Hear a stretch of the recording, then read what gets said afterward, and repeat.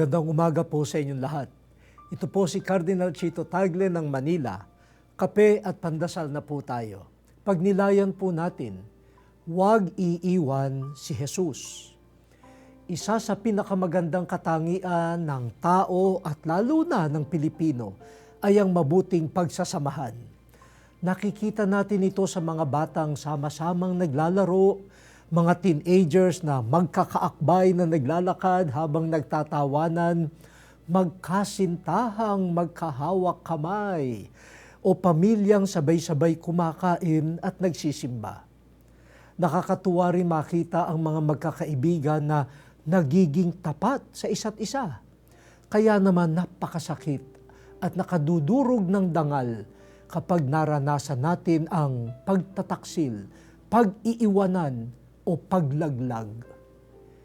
Pero kahit ano ang mangyari, huwag tayong bibitaw kay Jesus.